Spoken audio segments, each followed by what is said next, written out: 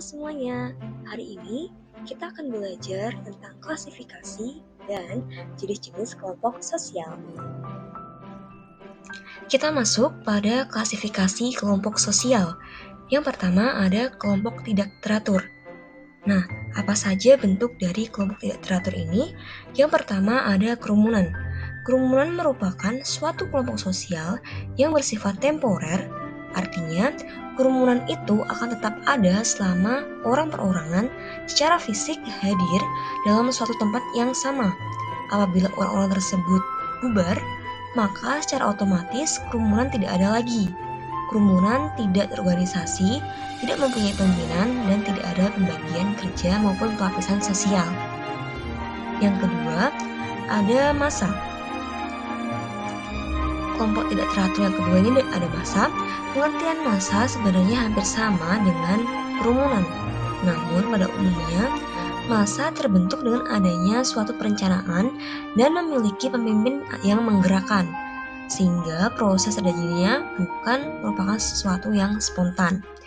Nah, yang terakhir, yang ketiga ada publik. Publik merupakan kelompok semu dan proses terjadinya hampir sama dengan massa. Interaksi yang terjadi dalam publik dinamakan halayak umum atau halayak ramai. Proses pembentukan publik melalui alat-alat komunikasi seperti surat kabar, radio, telepon, televisi, dan film. Di sini ada 3 contoh gambar. Yang pertama di sebelah kiri itu ada contoh gambar kerumunan, di mana orang-orang berkerumun untuk melakukan Car Free Day. Dan yang kedua ada di sebelah kanan, itu orang-orang sedang berkerumun tengah melakukan demonstrasi, yaitu contoh dari massa. Dan yang ketiga, yang paling bawah adalah contoh dari publik, di mana orang-orang berkerumun untuk melamar pekerjaan. Kerumunan juga memiliki bentuk-bentuk yang umum. Yang pertama ada formal audience atau halayak penonton yang formal, yaitu kerumunan yang mempunyai suatu pusat perhatian dan persamaan tujuan, tetapi sifatnya sangat pasif. Contohnya adalah penonton film, pendengar khotbah, dan lain-lain. Yang kedua ada plain expressive group atau kelompok ekspresif yang telah direncanakan, yaitu kerumunan yang pusat perhatiannya tidak begitu penting, tetapi mempunyai persamaan tujuan yang tersimpul dalam aktivitas kerumunan tersebut, serta kepuasan yang dihasilkannya. Fungsinya adalah penyalur ketegangan yang dialami oleh orang karena pekerjaannya sehari-hari. Contohnya di sini adalah rekreasi, berpesta, dan lain-lain. Yang ketiga ada casual crowds, atau kerumunan yang bersifat sementara, yaitu kerumunan yang ingin menggunakan fasilitas-fasilitas yang sama. Misalnya, orang yang sedang antri karcis, orang yang antri di depan kamar mandi umum, dan lain-lain. Dalam kerumunan ini, kehadiran orang lain mempunyai penghalang bagi tercapainya suatu tujuan seseorang. Yang keempat ada panic crowds, atau kerumunan yang sedang dalam keadaan panik. Kerumunan atau orang-orang secara bersama-sama dalam keadaan panik dan sedang berusaha menyelamatkan diri dari suatu bahaya. Dorongan dalam individu dalam kerumunan tersebut cenderung mempertinggi rasa panik. Contohnya adalah kerumunan warga yang panik saat terjadi bencana gempa bumi. Yang kelima ada spectator crowd atau kerumunan penonton, yaitu sekumpulan orang yang ingin melihat suatu kejadian atau peristiwa tertentu. Kerumunan jenis ini hampir sama dengan halayak penonton. Perbedaannya adalah kerumunan penonton ini tidak direncanakan dan aktivitas kegiatannya juga tidak direncanakan. Contohnya di sini adalah kerumunan orang-orang yang menonton kecelakaan kereta. Yang terakhir ada lawless crowd atau kerumunan yang berlawanan dengan norma hukum. Kedua bentuk kerumunan ini harus dihindari. Ini hanya sebagai pengetahuan saja, merupakan suatu tempat agar kita semua mawas diri. Yang pertama ada acting crowd, yaitu kerumunan yang tidak ada emosional. yaitu kerumunan yang bertujuan untuk mencapai tujuan tertentu dengan menggunakan kekuatan fisik yang berlawanan dengan norma-norma yang berlaku dalam masyarakat.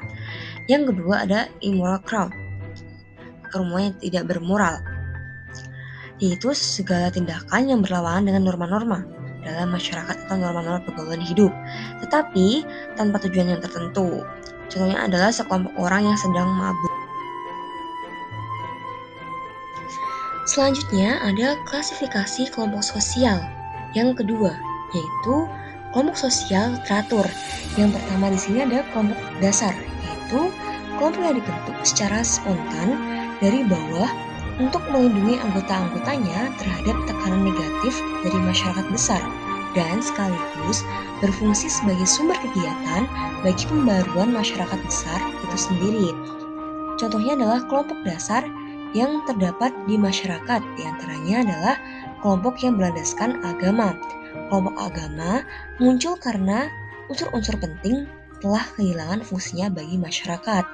Yang kedua ada kelompok besar dan kecil.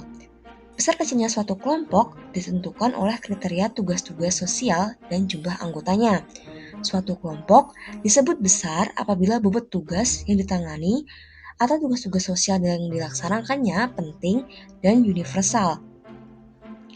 Tugas-tugas tersebut mencakup pemenuhan kebutuhan dasar guna mempertahankan kehidupan masyarakat. Contohnya di sini adalah kelompok belajar dan kelompok diskusi yang merupakan kelompok kecil dari suatu kelompok pendidikan atau sekolah. Yang ketiga, ada kelompok primer dan kelompok sekunder.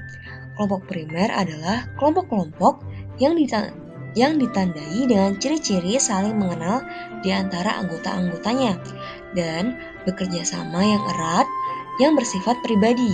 Hubungan sosial dalam kelompok primer bersifat informal, akrab, dan personal. Contohnya adalah keluarga. Selanjutnya ada kelompok sekunder, adalah kelompok yang tidak didasarkan pada hubungan pribadi bersifat sementara. Hubungan sosial bersifat formal, impersonal, dan segmental, didasarkan pada manfaat. Contohnya di sini adalah perusahaan. Yang keempat ada kelompok dalam dan kelompok luar.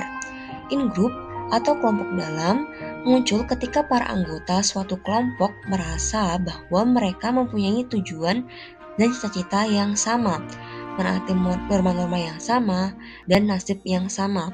Contohnya adalah warga masuk sebagai RT 01, peserta didik kelas 11 IPS 1. Sedangkan outgroup atau kelompok luar yaitu kelompok individu yang diartikan sebagai kelompok lain dari luar kelompoknya. Contohnya adalah warga RT 1 peserta didik di luar kelas 11 IPS 1. Selanjutnya ada kelompok formal dan informal. Kelompok formal adalah kelompok yang memiliki peraturan-peraturan yang tegas dan dengan sengaja dibuat oleh anggota-anggotanya untuk mengatur hubungan antar anggotanya. Contohnya adalah partai politik. Selanjutnya ada kelompok informal, merupakan kelompok sosial yang terbentuk karena pertemuan-pertemuan yang berulang dan merasa memiliki kepentingan dan pengalaman yang sama. Contohnya adalah persahabatan. Dan yang terakhir ada kelompok okupasional dan kelompok volunteer. Kelompok okupasional merupakan kelompok yang muncul setelah kelompok kerabatan pemudar. Kelompok terdiri dari orang-orang yang melakukan pekerjaan sejenis. Contohnya adalah IDI, Ikatan Dokter Indonesia, PGRI, dan lain-lain. Selanjutnya kelompok volunteer muncul akibat tidak terpenuhinya kepentingan-kepentingan masyarakat.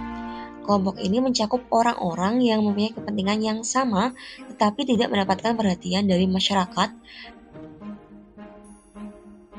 Contohnya di sini adalah relawan penanggulangan pandemi COVID-19.